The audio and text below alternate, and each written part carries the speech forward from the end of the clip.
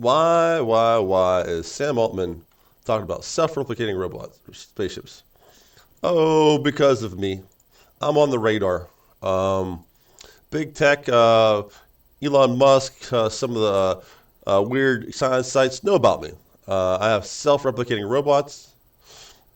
Just send a smelter and extruder, basically a three-axis robot, electric motors. You don't need the silicon, you don't need the camera, you don't need any of that. You just need three electric motor axis, okay?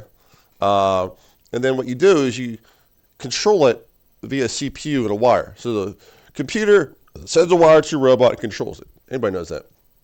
The camera knows its position, called local positioning system. It's something I designed, and the NVIDIA stole it.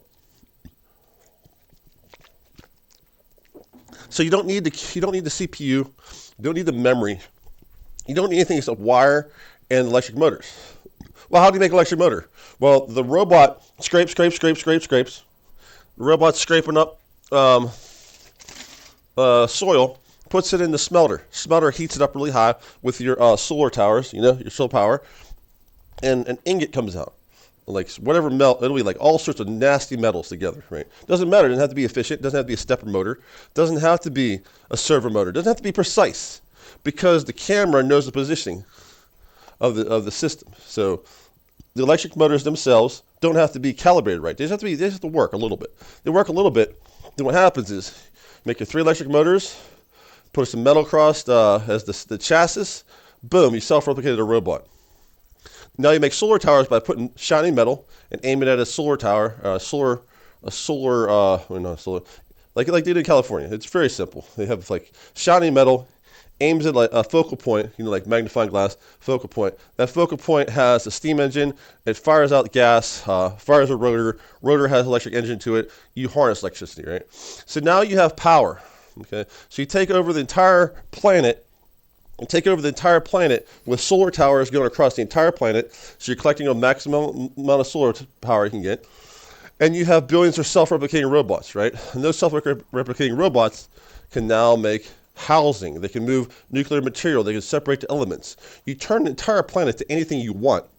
They're talking about manufacturing. Everybody thinks about Dr. Wiley. They think about Citizen Kane, where one guy owns all the entire Earth, and he produces whatever you want. No, you're not looking far ahead. This is what happens. This is really what happens. You take over entire planets with self-replicating robots, and you sculpt the planet to anything you want it to be. All right. So you make a housing 3 kilometers deep. You have manufacturing. So robots do your labor. Then all you do is you go there and you enjoy your art, and you do your sciences, and you play your video games. And the robots make food for you. Whatever food you want to eat, they'll make it, because you send over seeds from Earth and animals and stuff. And self-replicating robots, right? You got housing, you move all the nuclear material into one place. So you don't have to worry about radiation. You're underground, so you don't have to worry about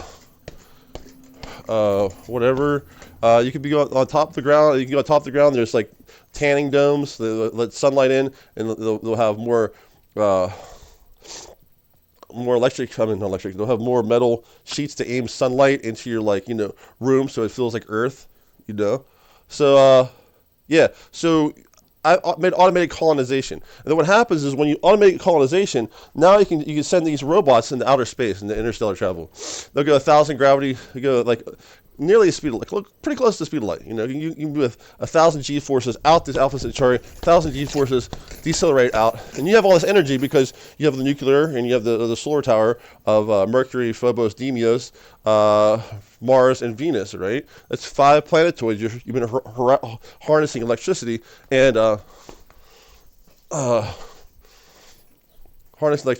and nuclear material for about 2 decades, right?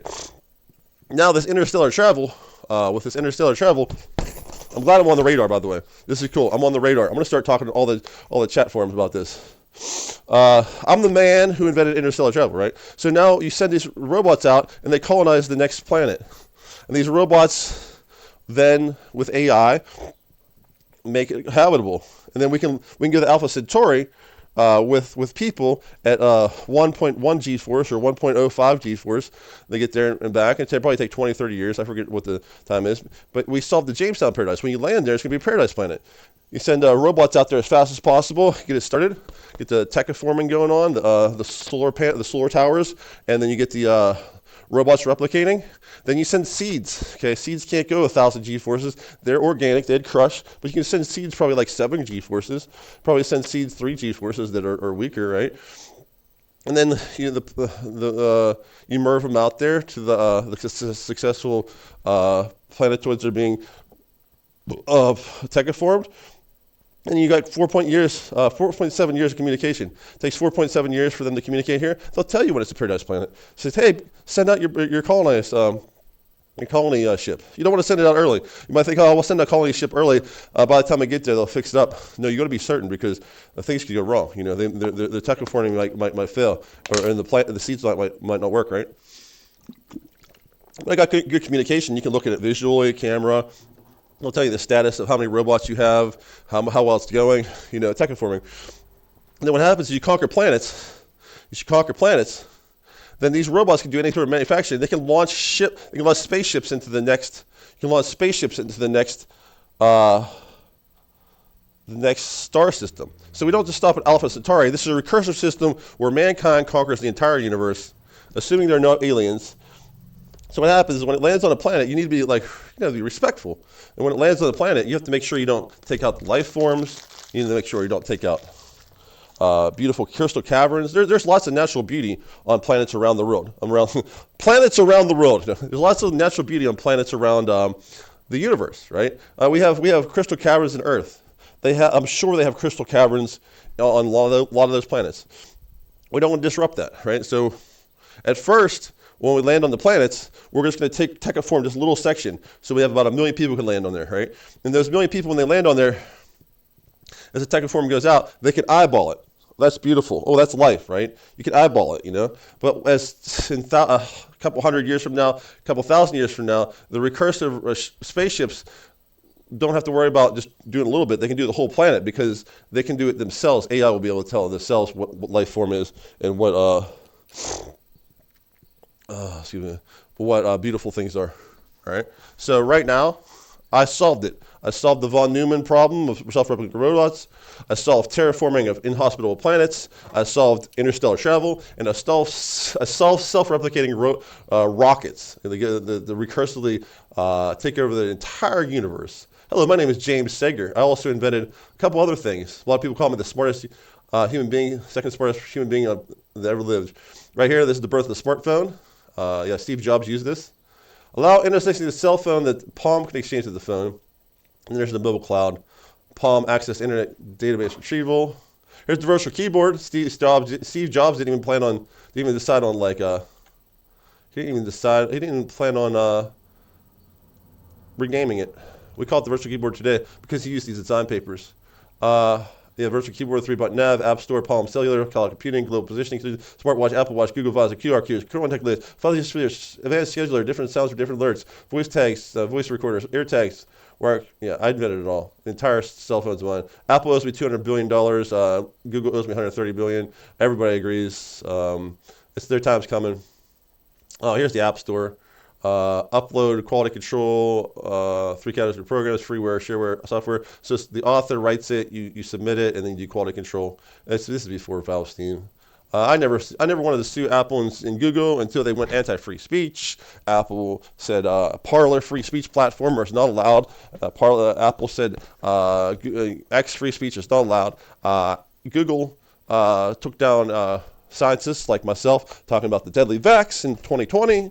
Apple turned people into the government and recently, like last year, for stuff they were saying in their bedroom or in their kitchen.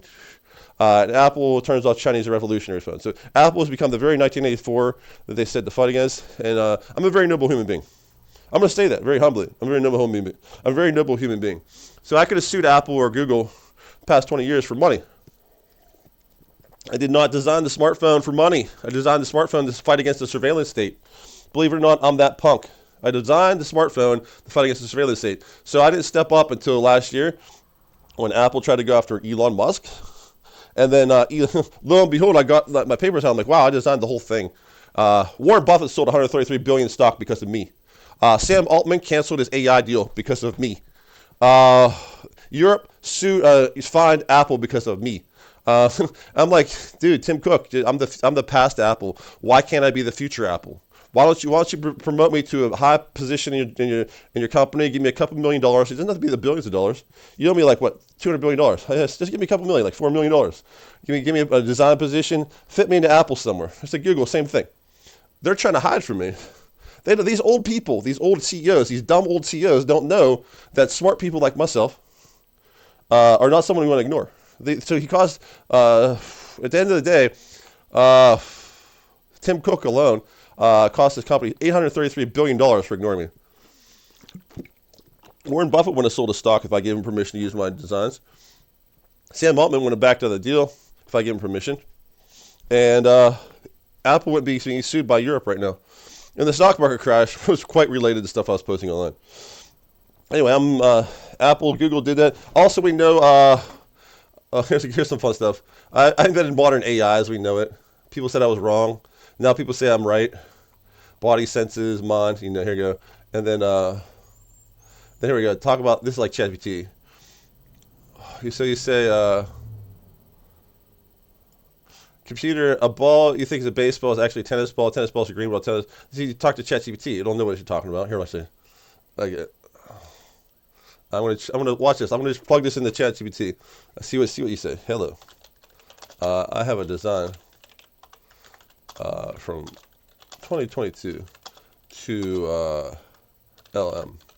Okay, assume you don't know what a tennis ball is. I'm going to describe it to you. This is from 2002. I get to plug in. Okay. I'll just plug in the whole thing.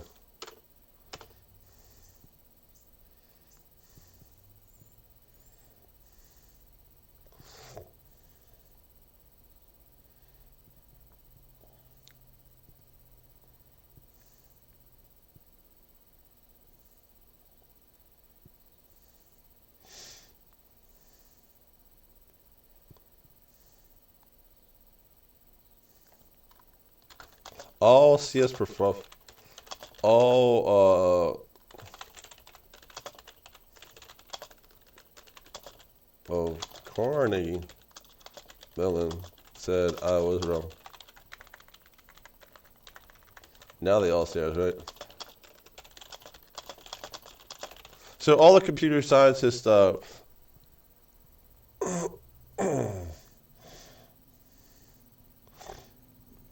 the computer science, all the robotics. Okay, here.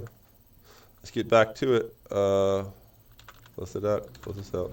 Close it out. Close this out. Close it out. Close it out. Close it out. What the heck was this? I can't close it out. Close that out. All right, now let's go to Techiform. Com.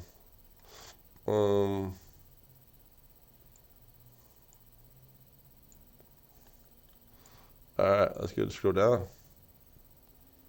I should probably apply that. I should probably apply the Sam Altman after this. So here. All right, there you go.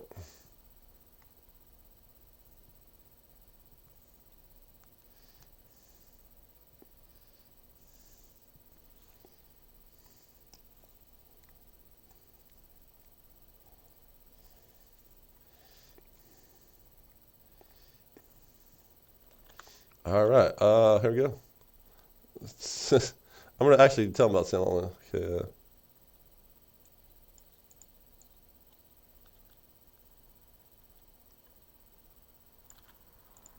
Do it all.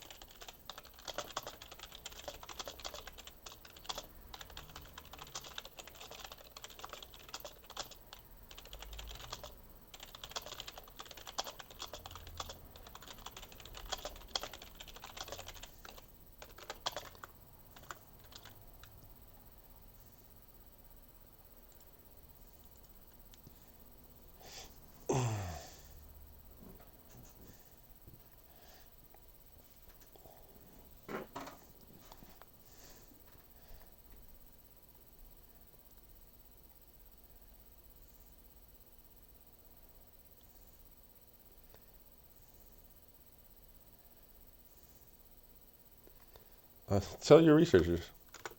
Now for the good stuff.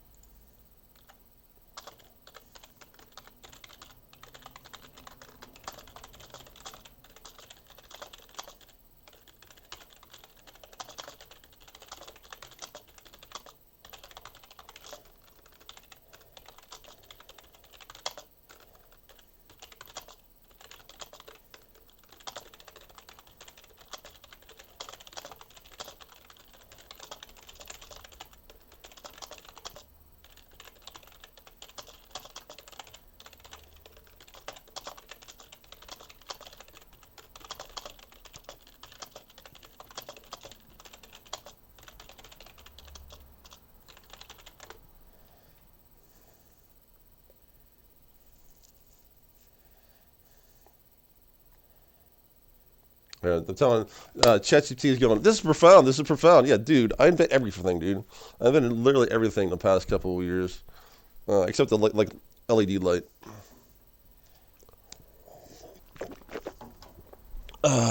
There we go.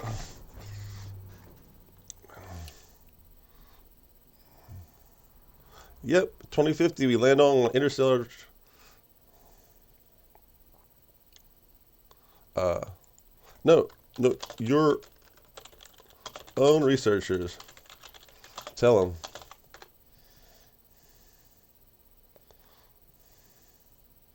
Uh,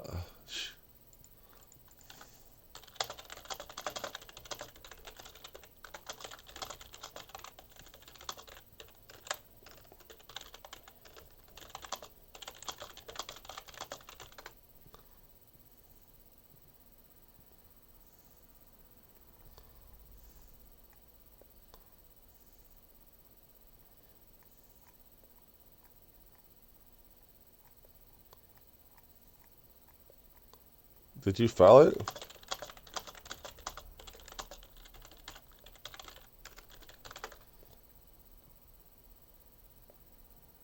You used to.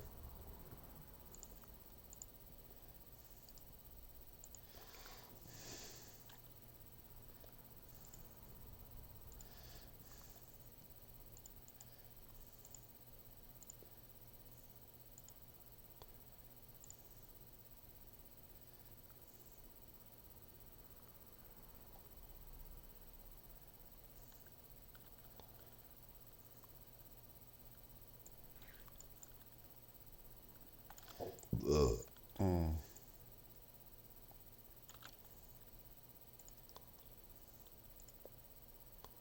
All right, I'm gonna close this out. I'm gonna talk to OpenG. Oh, I'm gonna blow its mind real fast.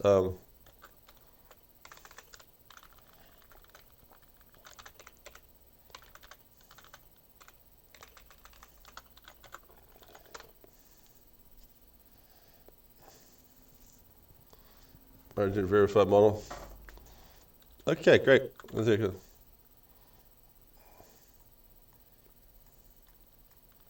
Okay, there we go. Cool stuff.